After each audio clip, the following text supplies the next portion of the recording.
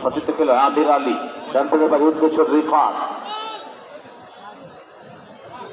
কাকে দেবেন? ডিবক্সের সীমানায় ফেলার চেষ্টা, আমির আলী রাখতে পারেননি, ক্লিয়ার করেছেন আক্রমণে দলীয় অধিনায়ক।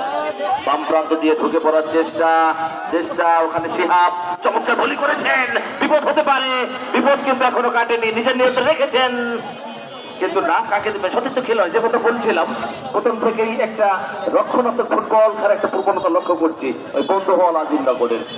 চমৎকার ভাবে দুজনকে কাটিয়েছেন, ঢুকে পড়ার চেষ্টা, দিতে পারেন নাই, ভুল পাস বাড়িয়েছেন, বল পেয়েছেন আমির আলী, বাম প্রান্তে আক্রমণের চেষ্টা, সামনে বাড়িয়েছেন চমৎকার ভাবে, বিপদ হতে পারে, ঢুকে পড়েছেন একজন, দুজনকে কাটিয়েছেন। প্রথম কর্নারের বিনিময়ে দলকে বিপর্যয় থেকে রক্ষা করলেন ওখানে রক্ষণ ভাগের মিন্টু ক্লিয়ার করলেন ওখানে।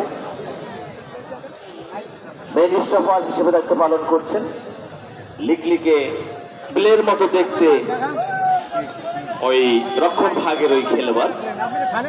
প্রথম কর্নার কলেজ পার বড় বাড়ি একাদশের, চমৎকার একটি কর্নার ডিবক্সের মধ্যে ফেলেছেন, হিট করেছিলেন জার্সি নাম্বার 6 কিন্তু লক্ষ্যভ্রষ্ট ওখানে ইমন, বল চলে গেল গোল লাইনের বাইরে।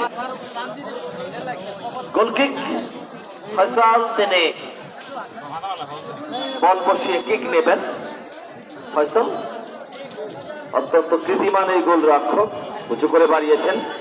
সতীর্থ খেলা উদ্দেশ্য অধিনায়ক শিহাব কিন্তু রাখতে পারেন নাই, অত্যন্ত ছোট্ট গায়ে এই খেলোয়াড়, সামনে ফেলেছেন উদ্দেশ্য আমির আলী ডিবক্সের ভিতরে কিন্তু ফয়সাল অত্যন্ত সাহসী ফুটবলার, তিনি বেরিয়ে এসে বলটি নিজের ক্লিপে নিয়ে নিলেন, বাড়িয়েছেন।